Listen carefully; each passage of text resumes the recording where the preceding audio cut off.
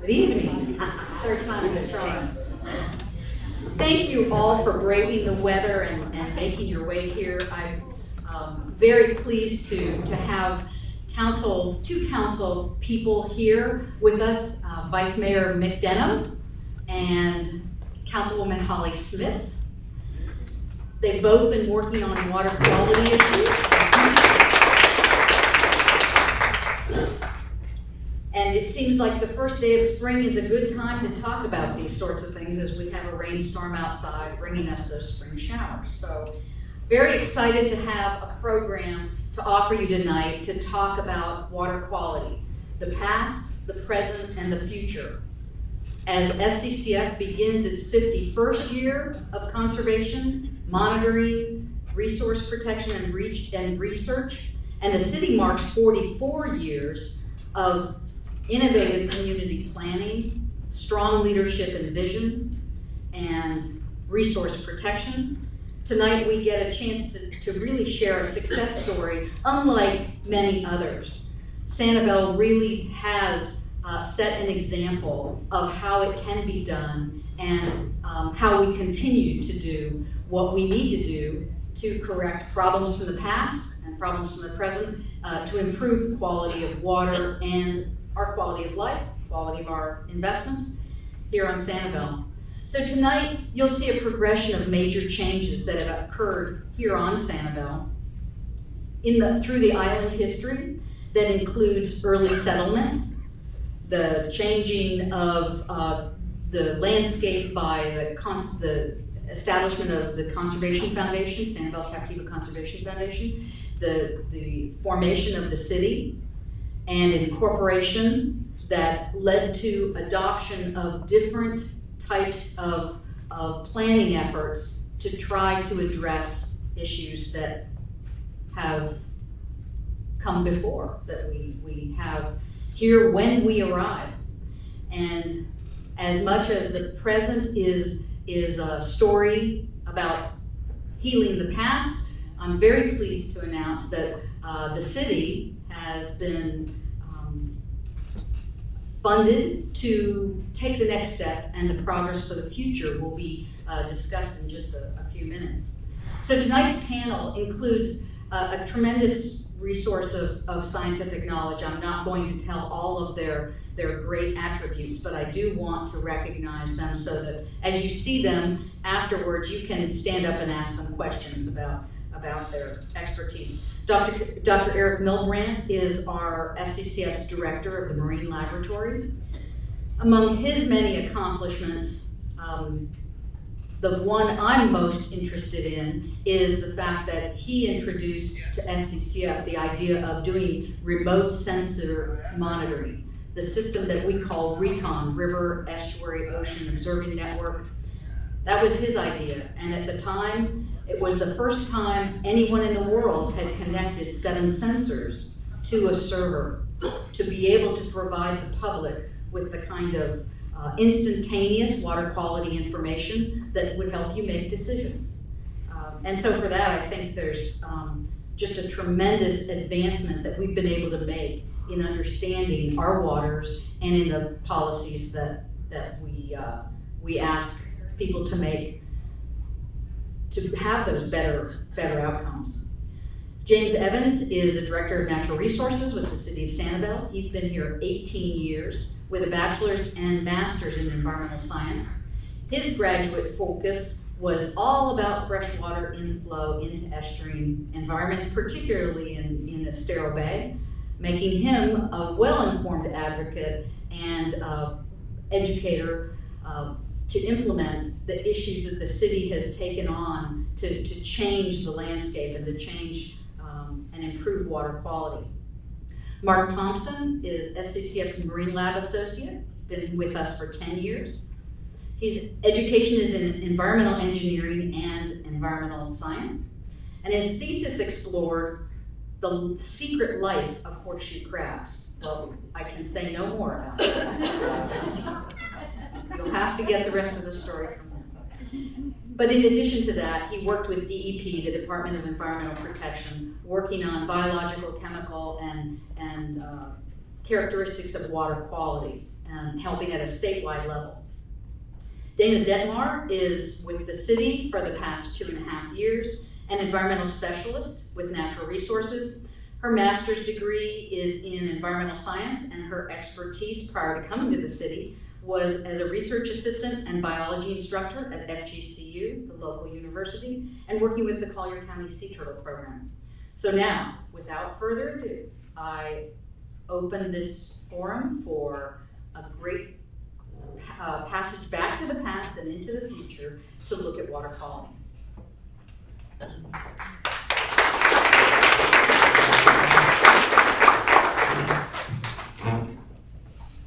Thank you, Rayanne.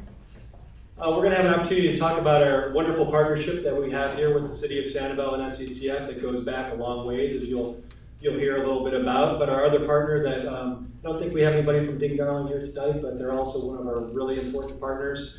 We're the foundation for developing all the conservation lands that we have here on the island, creating those incredible wildlife corridors and protecting the water resources that we have. So, it's that tremendous partnership between the City of Sanibel, SCCF, and Ding Darling that really help us get these things done on the island to protect the water resources, protect your property values, and provide the tremendous quality of life we all have on the island. So I don't expect that you can all see the small font in these different boxes along the timeline, but our goal tonight is really to take you back in time, pre-development on Sanibel, moving forward into the early years of extreme development, triggering and facilitating the need for incorporation, the foundation of the Sanibel and Captiva Conservation Foundation, and then moving to present day with some of the research that SCCF has conducted and some of the projects that we're implementing to improve water quality. So our story is going to start back in the early 1900s when agriculture really dominated the economy, or was the economy here on Sanibel. Agricultural development began in the late 1800s, and it actually continued to about 1926 when there was a major hurricane that put salt water and flooded the island. That pretty much ended agriculture on Sanibel. But if you look at this photograph, you can see the relatively barren landscape. The island is a pretty unique place. It's made up of a series of ridges and swales that you can see from the aerial photograph I'll show you in a minute. But between the relatively barren landscape and the abundant water resources that were part of the interior freshwater wetland system, that made that made Sanibel a perfect area for agricultural development in the late 1800s, early 1900s. This is a photograph of the Sanibel Slough back in the early 1900s. You can see it was a shallow meandering slough. It was a shallow wetland slough that ran through the interior portion of the island. This photo is similar to the one before it, and it's actually, these photos were taken near Casa del Rey. So that kind of puts it in perspective and shows you kind of geographically what we're talking about. This is a photo from 1912. This was a farm field out near Wolfert, but as you can see, these were extensive tomato farms. The entire island was, was dominated by row crops, citrus, other types of fruit trees, but did very well. It was a very productive island for agriculture up until that 1926 storm. But following 1926, between 1927 and 1944, we really didn't have a lot of development on Sanibel. It was in the early 1950s where we actually started to see development come to Sanibel, and the economy really shifted from agriculture to more development and tourism-based economy. This was actually the colony, if you're familiar with the colony estates down at the east end of the island near East Gulf Drive in the Gulf of Mexico. This was early development back in 1950.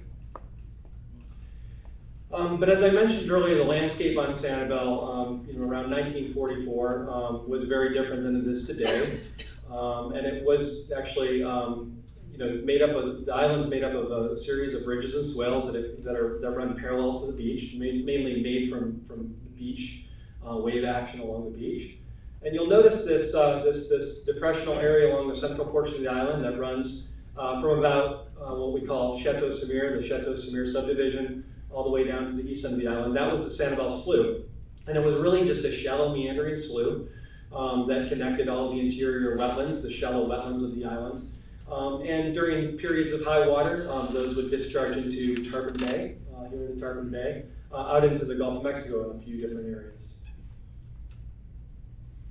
In the 1950s, we started to see some additional, some developments start to pop up on the island. And I would mention that in the building you're standing here today, in 1926, the Sanibel Community Association was formed, and it was formed because it was actually spearheaded by J. and Ding Darling because of the concern over development on the island and the need to protect Sanibel. That notion began in 1926 here at the Sanibel Community Association. Obviously, it was later carried on through a number of other working groups and to what is today the Sanibel Captiva Conservation Foundation, but it's a pretty unique history. Back in 1953, you can see the landscape starting to change with some improvements along the Sanibel River for mosquito control, which began somewhere around 1952. You can see the developments around the Donax area, and here at the east end of the island, this is Causeway Boulevard, lingering. By 1958, we started to see some significant changes to the landscape on the east end of the island. You can see some of the east end development along the east end canal system. You can see some work here, some improvements along the Sanibel River, the excavation and dredging of the Sanibel River, Sanibel Slough. It was actually, as it was dredged, it was referred to more as a river than a slough because it was no longer that meandering slough that you once saw, and it became more like a riverine system. But the ditching and draining that occurred changed the slough forever. And we started to see these changes occur pretty rapidly. The slough was formed between 1,000 and 1,500 years ago. Again, it was a rigid slough system, main drainage point for the entire island. And the alterations in the 1950s for mosquito control and draining of the shallow system really changed that system. We started to see some saltwater intrusion into the interior wetlands. The deep canal system started to change the water quality in the slough. In 1950 to 1960, the slough was dredged. In 1960, the original weir structures were installed at the Tarpon Bay and Beach Row locations. Those were upgraded in 1994. There was also, in 1961, the control structure underneath Tarpon Bay Road connected the east and west basins of the Sanibel Slough. And rapid development really, we started to see some significant development following the installation of the causeway in 1963. That was when people on Sanibel really got concerned. By the 1970s, it was common knowledge that the Sanibel Slough, habitat along the Sanibel Slough had started to decline. We started to see some significant impacts, and the water quality was a major concern. You can see the major changes that occurred from the 1958 aerial to the 1970 aerial, predominantly at the east end of the island, but we started to see development marching west here at Dixie Beach, and here at Sanibel Gardens. There was some new development that was originally platted in the 20s, where it got some new life.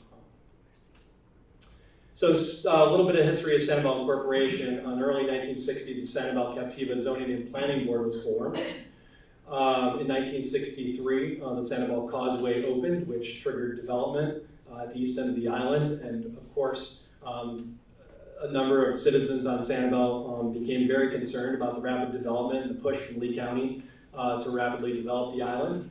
In 1967, the Sanibel Captiva Conservation Foundation was formed, and Eric will talk a little bit about that, but it was a critical component to incorporation of this island.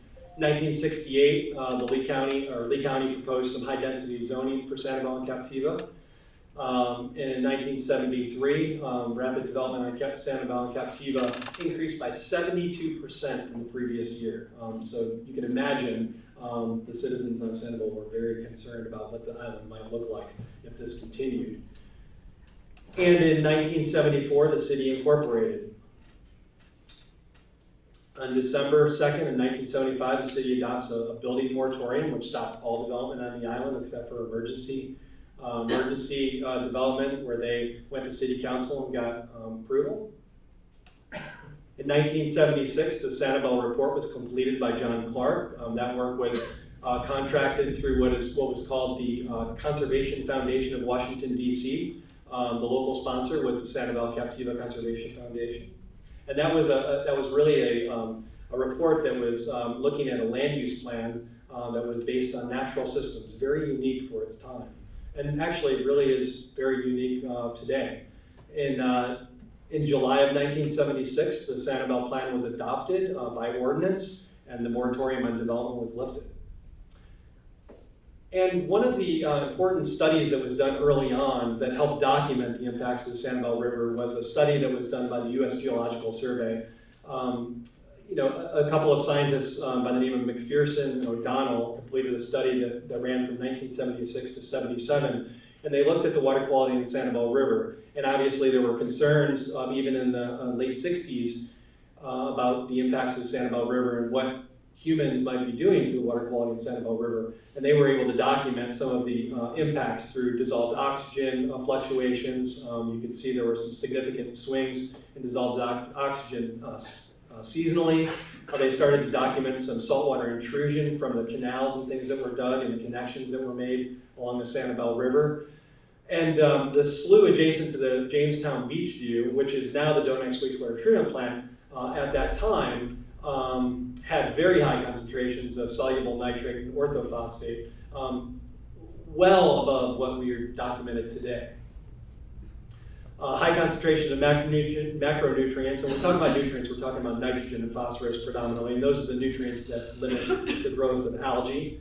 They were attributed in part to urban runoff and sewage effluent that flowed directly into the surface water or seep through the shallow water table aquifer into the surface water. So even back then, we knew we had some major water quality problems that needed to be corrected. By 1980, we started to see, even after appropriation, we saw continued development throughout the island, with additional development marching west. Some of the newer subdivisions that were popping up at that time were, of course, the Beachview development, the development around Donax, the Rocks, Gulf Pines area. Those were developed in the 80s. This is an advertisement from 1980s advertising the Beachview development, which was actually platted right over top of the Sanibel Slough. The Sanibel Slough was rerouted to the north and south as part of that development. And you can see by 1995, the majority of the development throughout the island was completed. Donax wastewater treatment plant was taken over in 1991 by the city of Sanibel. It was actually previously referred to as the Jamestown Beachview wastewater treatment plant. It was actually a package plant. Today it's a centralized sewer plant. And we'll talk a little bit about some of the projects associated with that plant later on. And by the time this map was taken in 2002, all of the development on Sanibel really had been completed. We're doing a lot of kind of backfill or infill development at this time, but all of the major subdivisions throughout the island have been platted at this time, and most of the preserved lands had been acquired at that time. The city of Sanibel, working in partnership with SCCF and Ding Darling, have acquired about 2/3 of the entire island. And so at this time, I'm going to turn it over to Eric Milbrandt, who's going to talk a little bit about some of the other projects. We'll have an opportunity for questions at the end, talk about some of the things.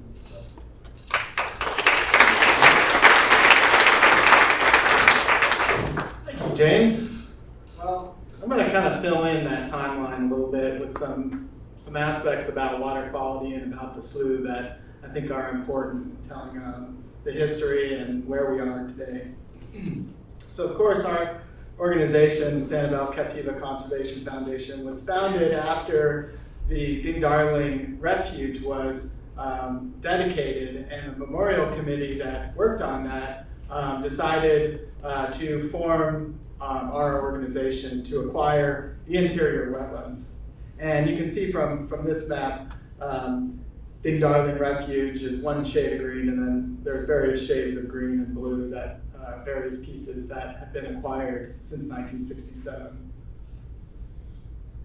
So one of the things that we really have to understand and appreciate is the 1976 Sanibel report that James had mentioned. At the time, there were 20 small wastewater facilities and 2,000 septic tanks. So a direct quote from the Sanibel report states that there's a heavy influx of wastewater into the Sanibel River, which is the slough, and it's caused blooms of undesirable vegetation and low dissolved oxygen. And it said pathogens can exist in partially treated sewage. So this is something that was recognized in 1976, and just to give you some sense, as we developed Sanibel, what you have is salt water that's underneath and a lens of fresh water contained in the superficial aquifer that includes both the water in the sand, the groundwater, and the superficial water, which is the water that's in the Sanibel Slough, anything that's showing in the ponds and in the Sanibel Slough. And what we did is we developed and hardened structures and introduced septic tanks and wastewater ponds.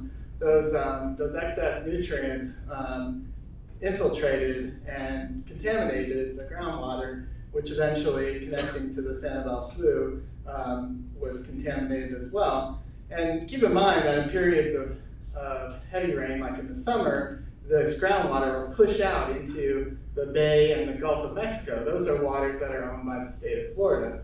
And during dry periods, the salt water would intrude and get into our groundwater aquifer. So our drinking water, just so you know, comes from ancient sources deep in the ground. So what we're talking about is not drinking water. It's what the water is in your ponds and in the Sanibel Slough. So from 1967 to 2003, we went about, the Sanibel Captiva Conservation Foundation went about acquiring the interior wetlands. And you can see in the middle, there's a meandering shape of the Sanibel Slough that's there. And overlaid on top of it was this big development called Sanibel Gardens, in which over a long period of time and a lot of work, we were able to acquire each one of these individual pieces with the recognition that we would be able to treat the water if we kept our freshwater wetlands. We would also gain the benefit of great wildlife habitat and open space. So in 1982, we began a water quality testing program, a volunteer program, here's a picture from our history book showing someone with a pole dipping, looks like from a pond or the Sanibel Slough, which ended up turning into Lake Watch. And you have to understand that these data were widely available for analysis, including by our state agencies who would use this data later on to, and I'll tell that story in a second. But the other thing that happened that was really important in 1994, we raised the level of the wetlands. And while this concerned many people because their properties might be flooded, especially in the lower lying areas like Periwinkle Park and Gulf Pines, what this did is it held that contaminated water for a longer period of time to allow plants and other things to absorb some of those excess nutrients that we put in it. It had the extra benefit of creating great wildlife habitat, of course, and because of some work done by Mr. Eric Lindblad here, our CEO, it killed Brazilian pepper, so that was a great benefit as well. But what we wanted to emphasize is that the Sanibel Slough, when we began more monitoring in 2002, it was in exceedance of water quality standards. And you can see in this graph, this is one analysis of all of those data that were collected. And what ended up happening is that the state has a list, and that the Sanibel Slough ended up on the list for being impaired for nutrients around 2004. So we started the Marine Lab in 2002, and we brought some expertise in research and sample collection and analysis, GIS, and so on. So around one of the first projects that we did, we had a major impairment of the Clam Bayou. So there in Clam Bayou, there was basically no more tidal flushing. It was cut off from the beach side and the bay side from being able to receive any water for flushing. So we were able to write proposals and dig basically a connection underneath Sandcap Road to restore the hydrology of the area, which before the hydrological connection, we had major vegetation, nuisance vegetation, and really poor water quality in Clam Bayou. And afterward, we had this wonderful thriving ecosystem because of some great efforts with volunteers. Around 2007, around the time right after we had fixed the hydrological problem in Clam Bayou, nearby at Bowmans Beach, it was being closed frequently and because of bacteriological concerns. So we undertook a sampling strategy to try and understand whether it was coming from Clam Bayou, from Blind Pass, from other places in the refuge like birds and so on. And what we ended up also finding out was that there was an old package plant that was in violation multiple times called in the Wolfert neighborhood. And it showed in the data that there was a major Enterococcus bacterial source right in our backyard. So Dana will talk about what the next steps were as far as taking and decommissioning that particular plant. So around the same time, Blind Pass was closed in 2007 and 8. It was reopened in 2009. But there are many concerns by people that were living on Roosevelt Channel and Dickens Bayou and Clam Bayou as well about the water quality and the lack of flushing, the stagnant water, the low DO, the algae blooms. So one of the things that we undertook shortly before and after the pass was open was a large study to look at water quality. And what we found was that there was lower chlorophyll and lower nitrates and less color in the water after the pass was open. So that was affirmed really what people's perception was before the pass was open. At any rate, in 2014, Bowmans Beach was declared a superstar beach according to this great data-rich NCIS. National Defense Council, Environmental Defense Council, excuse me. So in 2008, because of the concerns about water quality in Roosevelt Channel and around Captiva, we undertook a study to compare septic tanks on Captiva versus other wastewater treatment facilities. And Mark is going to go into much more detail about the results of that study. Similarly, some people in the refuge was one of the first bringing it to our attention that there were significant water quality problems in Ladyfinger Lakes. Algae blooms, there was, and that there was something going on. And if you look just to the east of Ladyfinger Lakes, you have a developed area. Well, what connects the developed area to this piece of property, which is owned by SCCF, which is mostly a mangrove wetland, and Ladyfinger Lakes, is a weir system. So when it rains, these lakes fill up, and all those nutrients from fertilizing the golf course and from the development activity that occurred there spilled out into the mangroves and into the refuge. So again, we undertook a study. Well, those are all the points that we collected samples on, and you can see a gradient of nutrients and also of chlorophyll that was caused by that freshwater discharge point. And again, Dana's going to talk about how we address that. The city actually undertook an initiative to fix that weir. Related to that, we, as a state, we got on this impaired waters list. It became obvious that we needed to figure out how many nutrients are getting into the state waters, which are the salty waters, from Sanibel, how often and how much. So we were able to get some funding from the Big Darling Wildlife Society to install equipment that would allow hourly recording of when the water was spilling over, and we would be able to estimate from that how many nutrients were getting into the state waters. So because we were on this impaired list, we needed to figure out where the nutrients were coming from and how much of them were spilling into the state waters. And again, Mark is going to, the next speaker will talk about what we did to figure that out. And we had several initiatives including surface water sampling, groundwater sampling, and then some modeling analysis to help us figure out where we needed to spend our money effectively.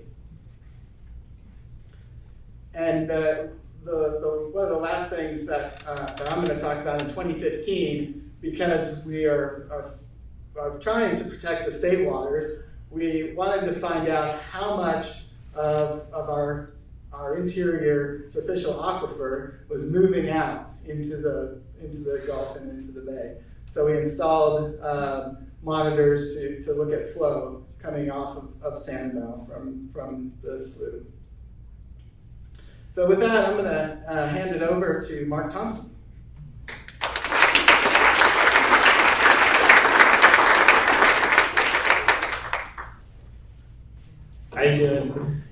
I'm going to jump in a little bit later along in the timeline. 2008. I had just gotten out of high school, or no, college, Peace Corps. I got out of something, and I just started working for SCCF. Anyway, there was a general perception that the water quality in the area was deteriorating. SCCF and the Captiva Community Panel conspired to try to get some funds from TDC to look at the relationship between the 300 plus septic tanks on Captiva and things that were happening in nearshore water quality, such as beach advisories and algae washing up on the beach. We were hoping that we could look at enough data to see if we could find any relationships. First thing we wanted to look at was indicator bacteria. We were getting beach advisories due to high bacteria on the beaches. And what we found in our 3-year study was that after a rainfall event, we got high bacteria concentrations in nearshore waters, but those bacteria weren't coming from groundwater near septic systems. They were coming from just stormwater runoff, and they were associated with bacteria that was everywhere in the environment. We found them flowing off of Sanibel as well as Captiva. So anyway, that indicator bacteria was found throughout our environment, and whenever it would rain, it would go in our nearshore waters and bump up the bacteria concentrations in the water. But what we did find was in the areas on Captiva that had septic systems, we found higher concentrations of nutrients, nitrogen, in the groundwater, in the nearshore waters, and we compared that to other places on Captiva that did not have septic systems, and there was a significant difference. We compared it to Sanibel sites, and there was a significant difference. So anyway, we found that there was an effect that the septic systems seem to be having on nitrogen concentrations in the nearshore waters. Okay, we're going to jump along to 2011 when we first started looking at planning the comprehensive nutrient management plan. City of Sanibel knew that coming down the line was going to be some kind of regulation from the Florida DEP due to the impaired status of the Sanibel slough. And the Sanibel slough was impaired because of higher nutrient concentrations in it. So we need to evaluate sources of nutrient pollution on Sanibel and possibly how we could reduce those. In phase 1 of this study, we found that we evaluated all the data that were available to us, and we found that Sanibel and Captiva actually had measurable effects on nearshore water quality from runoff and all. And this might seem kind of surprising compared to all the stuff that comes out of Caloosahatchee, but we were actually finding these plumes of nutrients that could be seen coming off of Sanibel and Captiva. Something else we also found in phase 1, we compared that 1976 study of water quality in Sanibel slough to more current data in the Sanibel slough, and we were finding that there was actually improvement in water quality in the Sanibel slough. So things that the city was doing already in 2012, 2013 were improving water quality in the Sanibel slough. such as the fertilizer ordinance, the vegetation ordinance, comprehensive building plan. So all that was having an effect to already have improvements in water quality in the Sanibel Slough. One thing we looked at was the amount of nitrogen and phosphorus being applied to the land surfaces from reclaimed water used for irrigation. And we noticed that there was quite a bit of nitrogen and phosphorus being applied on the land in certain areas of Sanibel from the use of reclaimed water. Okay, now we're jumping to phase 2, 2014. We decided we needed more accurate estimates of the amount of nutrients that were running off of Sanibel specifically. We came up with information that showed that also supported the idea that Sanibel was doing a better job than literature values or DEP would have thought we were doing on surface water runoff due to things that we'd already had in place.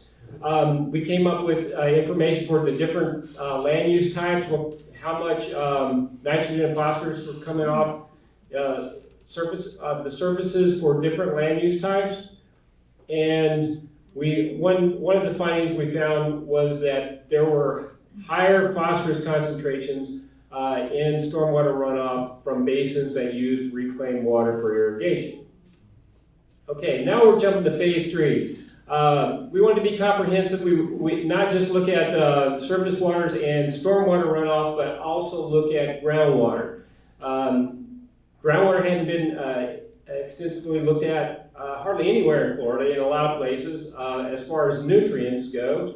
And we wanted to find out if it could be a substantial source of nutrient runoff also from Sanibel. So anyway, we installed 100 wells along the perimeter of Sanibel and along the Sanibel River, Sanibel Slough, and we had got an estimate of the amount of groundwater leaving Sanibel per year, and found that amount of water leaving Sanibel per year in the groundwater was almost the same amount as was going leaving Sanibel in stormwater runoff. We established where flow paths were for groundwater leaving Sanibel and where areas were where groundwater is likely to flow into the superficial aquifer on Sanibel. And we also found that in general, concentrations of nutrients in the groundwater were higher than in stormwater runoff, and they were much higher than Florida background groundwater concentrations. So we put that information together. We came up with the total amount of nutrients leaving Sanibel through the groundwater, and we compared that to stormwater and found that it was almost the same amount going off in groundwater as stormwater. So that before we started the study, we didn't know if we only have to look at stormwater, but now we know we have to consider groundwater also. It's almost as important as the stormwater runoff. Okay, also in 2016, as part of the nutrient management plan, we started looking at Sanibel community lakes. Basically, these are lakes that we find in a lot of communities. Some of them are stormwater systems. Some of them are just lakes that were dug for fill to build on. But we looked at 72 lakes of the probably 85 to 90 lakes total that are on Sanibel, so we got a good cross-section of them. And we looked at nutrient concentrations and general health of the lakes, and we came up with a ranking system and ranked those lakes from poorest to best. And Dan will talk about this a little bit, but we provided information to the city, and they developed this into an interactive tool that you can look at on the web. Okay, in phase 4 of the nutrient management plan, we put all the information that we've been gathering in phase 1, 2, and 3 together and came up with nutrient hotspots for Sanibel. Basically, we looked at stormwater, surface water, groundwater, and we came up with certain areas where we seem to have higher concentrations of nitrogen and phosphorus. And one of the findings was that these hotspots did correspond pretty well to where we had the highest use of reclaimed water. But it's also, more densely developed areas too. So there's a lot going on there. But we know that reclaimed water was a major contributor to nutrient runoff from Sanibel. Sanibel really has few sources. So we also calculated the total amount of nutrients leaving Sanibel from stormwater, going to the stormwater and groundwater, going to Sanibel Slough, and going to off the island, going into nearshore waters. So we did that so that we'd have those numbers that we could present to Florida DEP when they're putting together possible regulations for improving the condition of Sanibel River. All right, I guess this is where Dana jumps in, and she can give you a little bit more information of how some of that research that we did was used.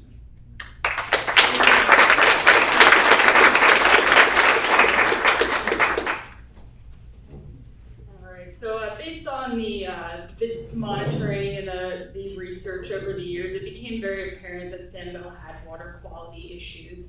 And then in 2004, when the Sanibel Slough was listed as an impaired water body by the state of Florida, the city, rather than being reactive to a later impending TMDL adoption, they decided to be proactive and start making policy changes and implementing projects to address the water quality issues.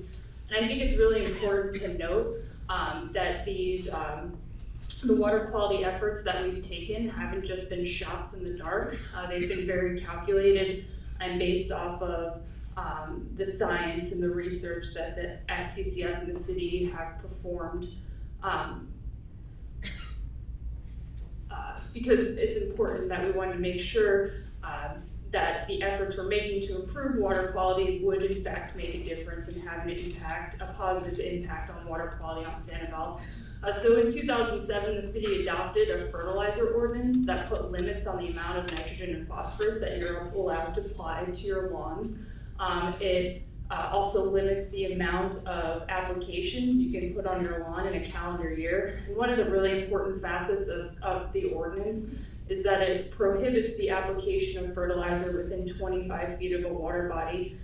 So the idea of this ordinance is that if you put limits on the amount of fertilizer that's being applied to the landscape, you're able to limit the amount of excess nutrients getting into nearby water bodies. So even with the adoption of the fertilizer ordinance, the city was still receiving a lot of calls regarding large-scale algae blooms and fish kills, mainly in golf course communities. And some of you may not know this, but golf courses by state law are actually exempt from having to follow a fertilizer ordinance. So they don't have to follow our fertilizer ordinance that our residents do and our commercial businesses do. So the city council decided to implement the golf course report card program as a way to put a check on our golf courses to make sure that they were being good neighbors as it relates to water quality. So every year the city meets with representatives of the golf course to do a tour. We grade them in 4 main categories, so education, lake management, fertilizer management, and irrigation and fertigation management, to make sure that they're doing their part to protect water quality on Sanibel. This program it's been going on for about a decade now. Our golf courses have made an effort to improve water quality, and they have been doing a good job, but there's always room for improvement.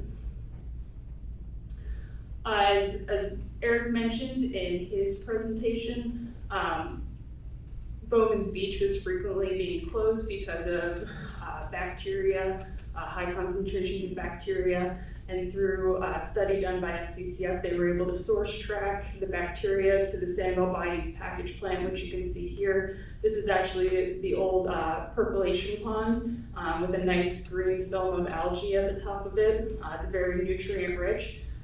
So as a way to address this, the city purchased and decommissioned the package plant. And by 2009, the perk ponds had been dredged and backfilled. And then in 2015, the city began a restoration project of the site that was partially funded by a U.S. Fish and Wildlife grant. So we excavated 2 new ponds here, replanted them to improve wildlife habitat and to also improve water quality in the area. Unfortunately, even with our efforts, this is a highly polluted area for nutrients, so this is going to take many years to really see improvements. But as Eric mentioned, now Bowmans Beach is rated as a superstar beach, and we haven't had a closure for bacteria since the decommissioning of this plant. As Mark mentioned in his study in phase 1, we saw that we were getting these high nutrient loads to Tarpon Bay, and we weren't really sure where they were coming from. And through another investigation by SCCF in the city, we discovered that this weir in the dunes was not really functioning as it should and was allowing large amounts of nutrient-rich water to be discharged into Tarpon Bay. So in 2016, the city installed a one-way flow gate to increase stormwater holding capacity in the dunes community and to reduce the frequency of large amounts of nutrient-rich water discharging into our coastal waters. As part of phase 3, Mark mentioned this, we sampled 72 water bodies throughout Sanibel. A lot of them were actually within communities on Sanibel. So what we did was we took that data and we actually created an interactive website and ranked every water body from most impaired, which is number 1, to least impaired, which is 72. So each sampling site has its own dedicated web page. So residents, if you live in a community that has a lake, there's a good chance it could be part of our program. So you can go onto the website, you can see how your community ranks compared to other communities on Sanibel, and you can see how it compares to state standards. One other thing we did was we recommended what we thought would be the top 5 best management practices to improve water quality that's tailored to each community. So just to give you an example here, this is Sandpoint. I didn't pick this one to pick on anyone. It's just a really good example to use because there's a lot of room for improvement in this community. So our number 1 recommendation here, this is a community that's on reuse water. So we created a reuse water calculator so people could see if they apply this amount of reuse water, it translates into this amount of nitrogen and phosphorus being applied to your landscape. Which in some cases, people may realize they don't even need to fertilize because they're getting all their fertilization needs from reuse water. If you look here, you can just probably barely see these pictures, but they have turf that goes all the way to the water's edge. So as our second best management practice recommendation, we wanted to remind them that they should be following Sanibel's fertilizer ordinance and that the application of fertilizer is prohibited within 25 feet of a water body. And then just one more as an example, you can see most of the lake's edge is actually rip-wrapped and they don't really have a vegetative buffer along their shoreline. So our third recommendation was they put some plantings around their shoreline so stormwater is filtered before it enters into their water body. So the next 2 slides are projects that were identified in phase 4 of the Comprehensive Nutrient Management Plan, and both are a way to address our TMDL nutrient reduction targets. So the first is the construction of the Jordan Marsh Water Quality Treatment Park. So this is going to be constructed in the eastern basin of the Sanibel Slough off of Cassie Bell Road. So this is the location here. So this treatment park is going to pull water from the Sanibel Slough, feed it through a filter marsh treatment train, and then discharge it back into the slough with hopefully less nutrients than when it started. Our engineers that designed the treatment park estimate that total phosphorus that 17% of total phosphorus should be removed, and that 22% of total nitrogen should be removed. And then finally, another project that should address nutrient reduction targets for our TMDL is the upgrades to the Donax wastewater reclamation facility.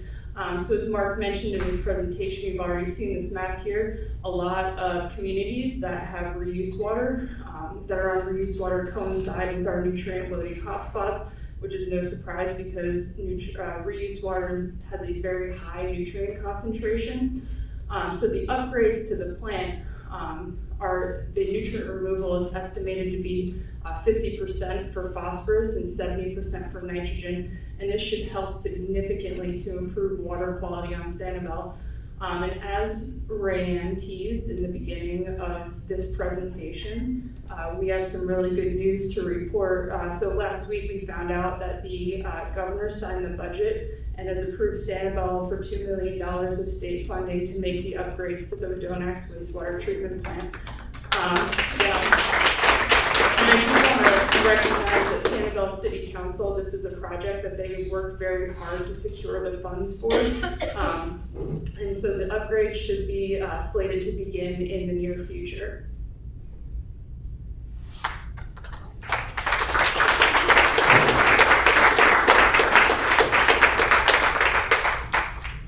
I think as a community, it's hard to imagine harder working and better engaged individuals. And in seeing how it does take a village and a whole community to make these changes, I do want to provide a shout out to Vice Mayor Denham, because back in 2007, he queried about, well, if we just poured Evian on the streets of Sanibel, we'd still have problems, wouldn't we? And with that, he started a program that engaged the Regional Planning Council, which is a group of at least 6 counties and many municipalities within that, to challenge ourselves to come up with fertilizer ordinances, with stormwater treatment ordinances, with sewage, wastewater, and septic tank ordinances. And he got those unanimously passed from all of these different municipal governments. They each went back then to their municipalities and passed ordinances, and he started the ball rolling. And it's resulted in the majority of the state adopting some of these ordinances, and fertilizer was the key because the state wanted to pass something that was not very protective and call it good for the whole state. He saw that. He's a very focused individual. He's given me a lot of advice about focusing on everything. And so I do want to make sure that everybody recognizes that this started back in 2007, and it was just like water on a stone, continuing to drop, and now with this legislative funding, I think this is going to take Sanibel just that step into the future. But as it takes a village, I just want to underscore that there's a part for all of us to play.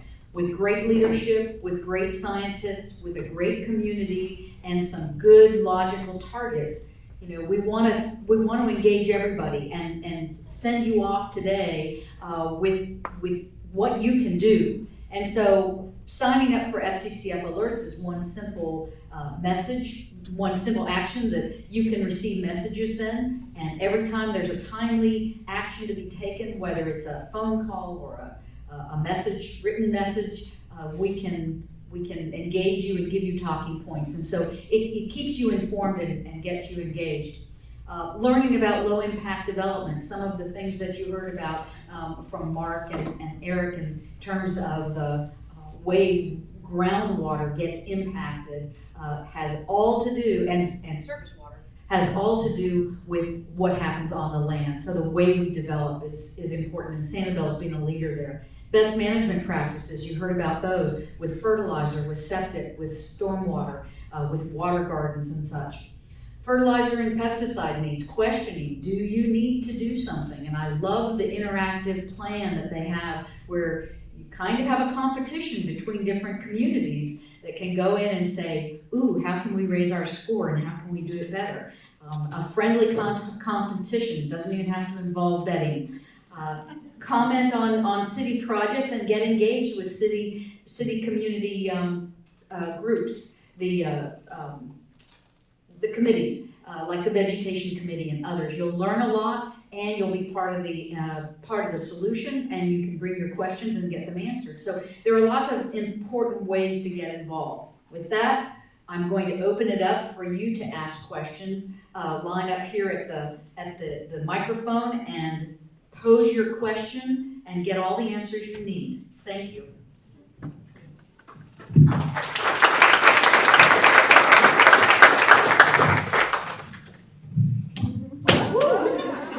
Happy Rayanne. Sorry, I didn't do anything. This is really not a question, it's a comment. I just wanted to thank SCCF and the city. When the studies came out about ranking from 1 to 72, I had Dana come over to Point Santo, and we had a pretty good rating, but she came over and she looked and she made some suggestions, and they were very helpful, and people here are very helpful. I now have 3,000 plants ordered that are going around emitting. Thank you.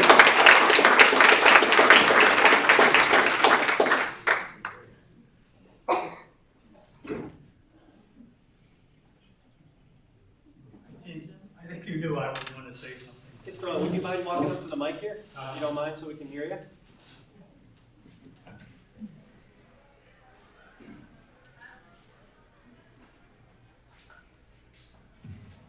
My backyard, as late as 1995, there was an extraordinary bird population.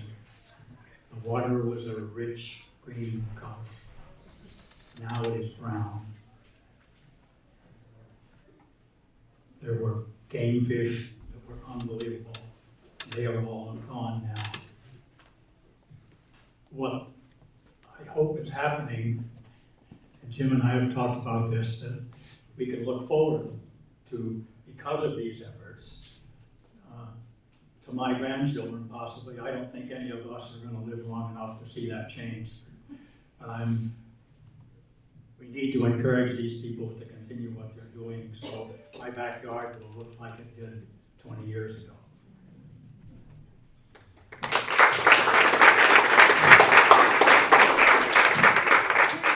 I just wanted to comment on that. I've been working with Sterling for a number of years on the water quality issues, and he certainly has a tremendous story and has watched a lot of changes occur in his backyard. And from the aerial maps, you notice that when the Beachview development was implemented and constructed, you notice that the course of the Sanibel River was really changed forever, and those changes occurred in 1984. So some of the changes that occurred in that area, was essentially taking a natural system and rerouting it. So the system that I think that Sterling is familiar with when he moved to Sanibel was very different than it was maybe even prior to the 70s, when we started to see the water quality declines, because it was almost like a restoration project. The development was implemented. It took a while for the water quality to actually degrade to the same level as the Sanibel River. So as it became homogeneous with the water quality and the rest of the Sanibel River, we started to see those declines in the wildlife, in the fishery, in the Beachview area. So I think that was representative of all of the water quality impacts that occurred through the 1970s and into the 80s as development marched on. And so we have seen some tremendous decreases in the nitrogen and phosphorus levels, as well as other constituents in the water, since the studies that were done in the 1970s. So we're very proud of that. We're happy to see some progress being made. But as Sterling indicated, there's a lot more that needs to be done. And fortunately, through the leadership of our city council, our mayor, and the support of the community, we've actually been able to implement a lot of projects, as you can see from what Dana presented, and all the research that has been done by SCCF. A lot of that actually has been funded by the city. And so working in partnership like we did from day one when the city was incorporated, when SCCF was founded, we continue to work hand in hand to make sure that we're doing things that improve and protect this environment here in Sanibel. So I just wanted to point out, so I think there have been some changes. I know people have seen some changes in their own backyard. Some have seen some positive changes. But our goal is to go back to the time when Sterling moved here, and hopefully before then. Hopefully we'll go back to what it looked like, the water quality looked like in 1944 before the development. But that's our goal, is to go back to what it was, and it's all about our quality of life. Thank you.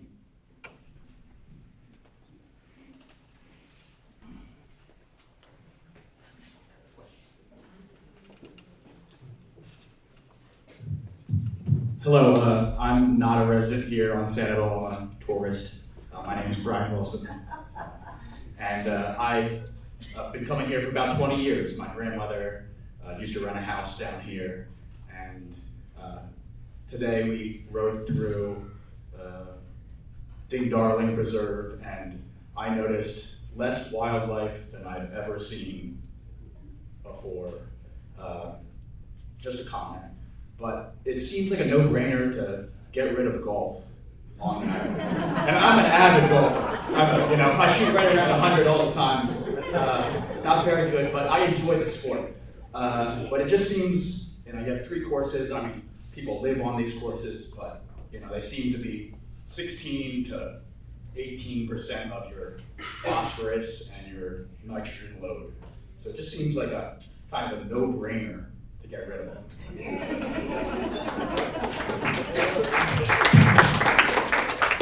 I will comment briefly. I'm not going to talk about getting the golf courses on the island, because it's balancing all of the people that live here and work here and the businesses.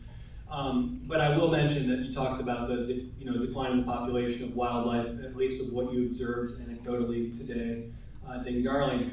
We are also impacted by outside sources from our regional water quality, which our city council have also been working very much on.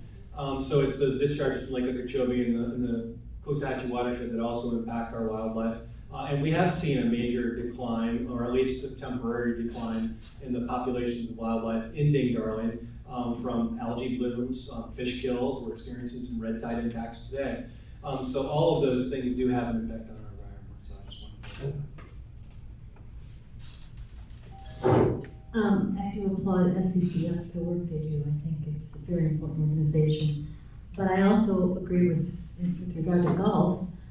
I think the legislation has to come through where those golf courses are no longer exempt from these regulations. It's insane that they are.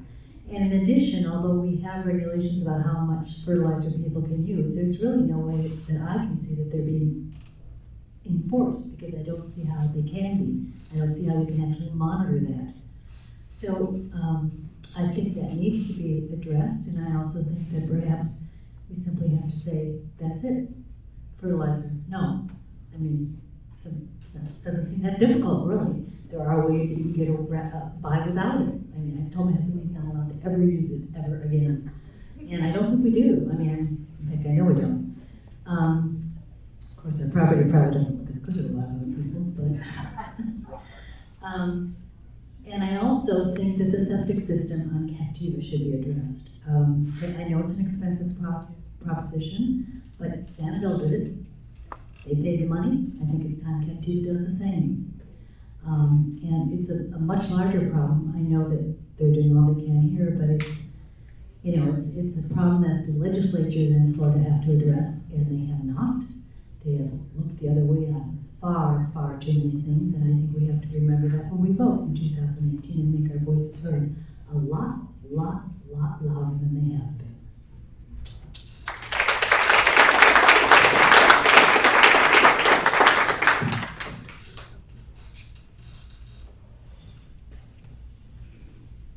So one of the things that we put up on the slide of things that you can do, my yard, my wife is here tonight, we planted natives, and yes, it looks wonderful to us. We need to educate our neighbors about what a landscape should look like and what looks nice, because it's a habit, and we're hooked on landscape companies. If there's anyone here that's a landscape company, I'm not against you. You have to get a special license, so on. But as residents and people that employ landscape companies, you really should be involved and talk to them on a frequent basis about what you want. Yeah, and Is this one working? Okay. All right. And as someone alluded to, is that to be a fertilizer applicator on Sanibel, it does require that you take a course. So all fertilizer applicators are required to take a course. And they have to pass a competency exam that ensures they understand the regulations associated with our fertilizer ordinance. That doesn't necessarily mean they're gonna go out and follow it, but we give them all the tools and so that they know what they're supposed to be doing out there. And also, we do have the ability to do enforcement of the ordinance, but again, it's only if we see it. I myself have stopped a few times. I saw someone fertilizing in July, which is during our blackout period, and so I stopped to see what they were applying. And it turns out they were just applying the other micronutrients like manganese, potassium, iron, which they're allowed to apply in the blackout period. But I've also stopped someone on a condo property applying fertilizer within 25 feet of a water body. So if we do see it, we stop the applicators and try to educate them and remind them of our strict fertilizer ordinance. But also we do rely on citizens to call in and report things. I've gotten a number of reports from citizens where they've questioned an applicator's practices, and we've made sure to address them.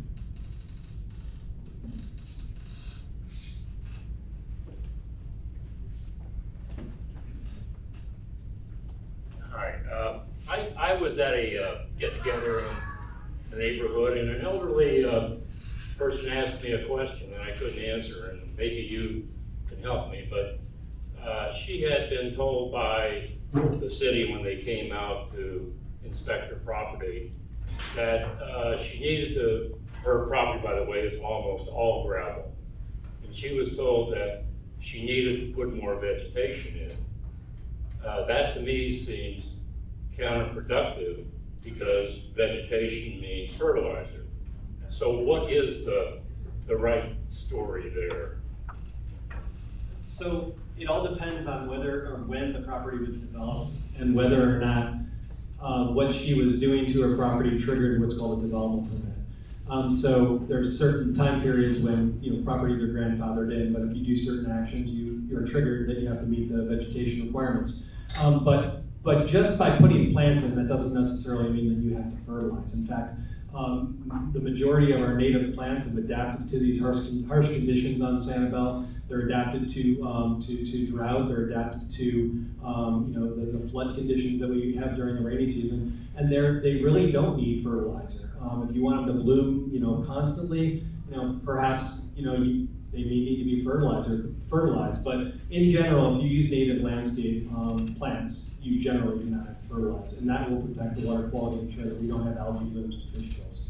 So I would encourage you to plant plants. It's a much better practice than a gravel yard, because when water hits the gravel yard during the summer, it immediately evaporates, and that water isn't available to the groundwater and the aquifer for recharge. So not to mention the pesticides and herbicides that are used to treat the weeds and things like that grow up through the rock and stone yards.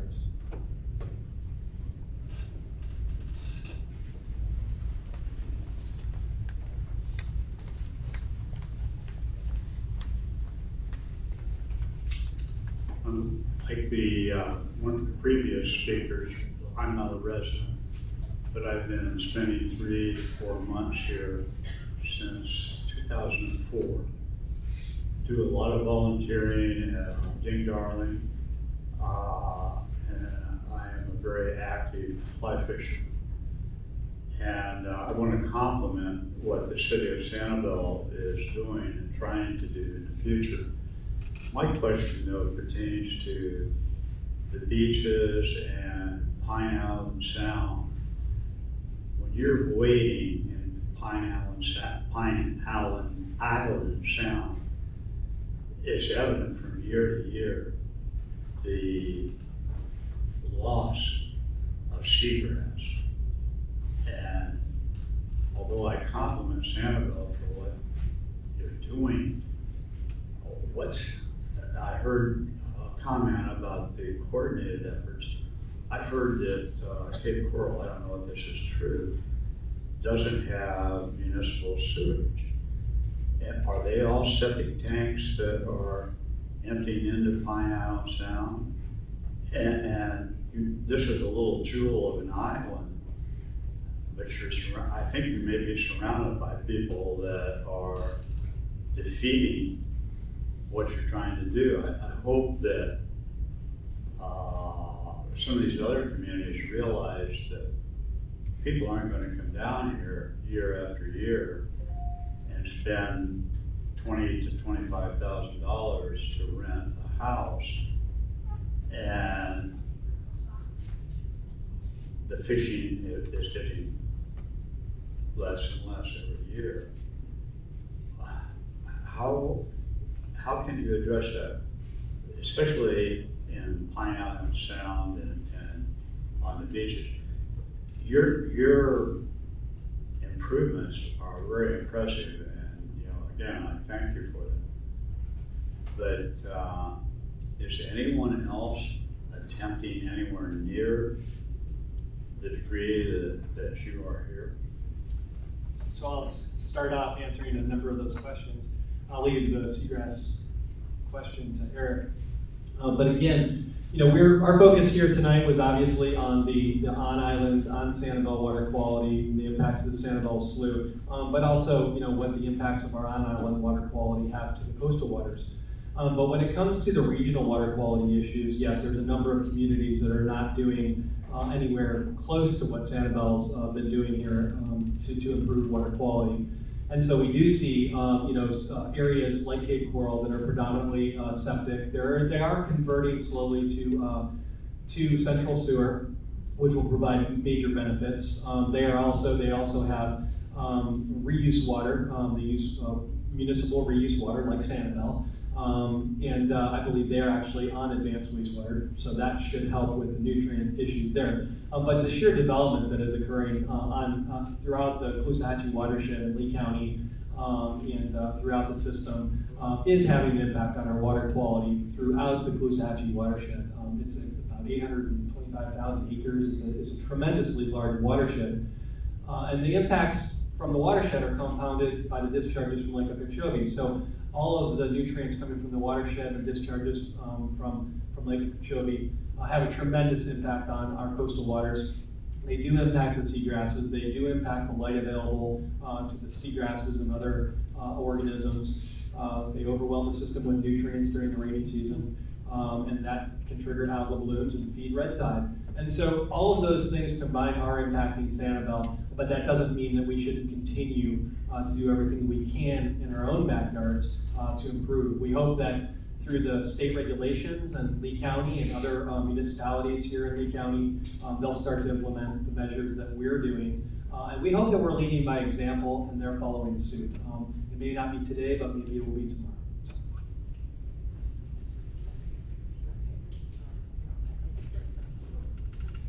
Sorry, I know you're tired of questions. Hi, I'm also a renter. I have actually been coming here since before the bridge, so I've been coming a very long time. And I'm curious to know what your opinion is about using environmentally friendly dish soap, dishwasher soap, hand soap. I used to bring my own, and now Bailey's at least sells some, but are you doing anything to encourage that? Would that help with your nutrients?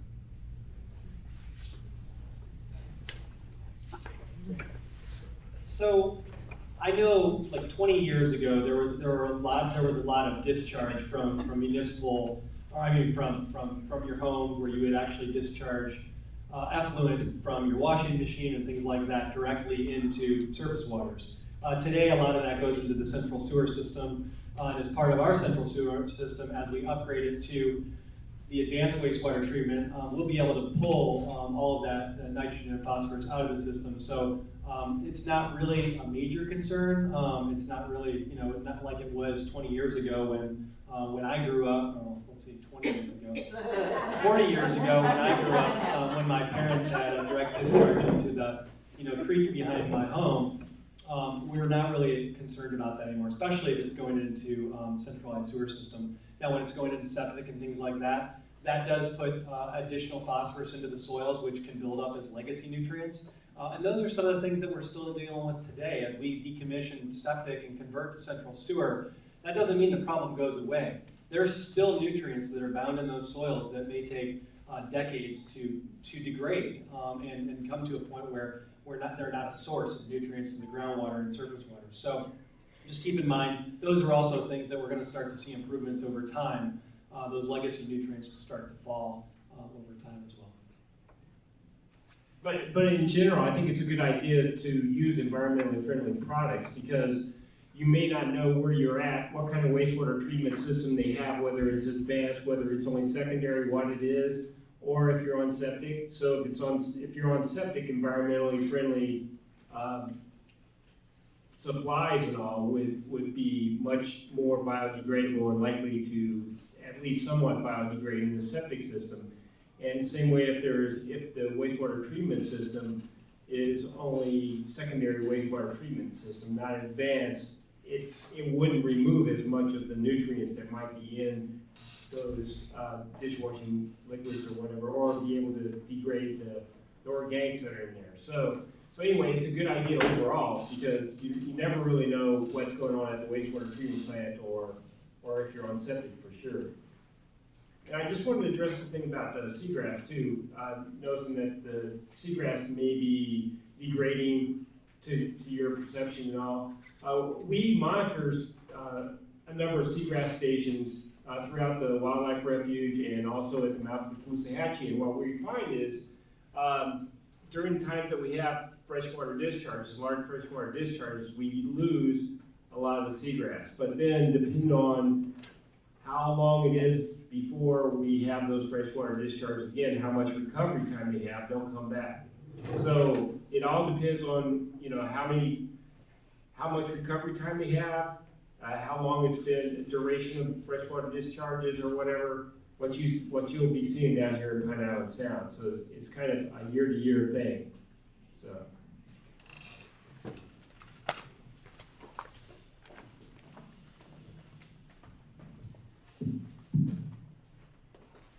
I've been living on Sanibel for a little over 2 years, and I find that the water is undrinkable, and I use bottled water. I don't like the taste of the water that comes out of the tap. I don't really trust it, and I'm wondering if there's a way to get reports on what is in the water. So the city of Sanibel is not responsible for the drinking water on the island. That's actually controlled by the Island Water Association, which I assume I'm a member of the association. They do put out fact sheets on what's in the water, so you'll know every constituent in that water. You can go online, go to IWA. I'm not sure what their website is, but you can find that information if you'd like.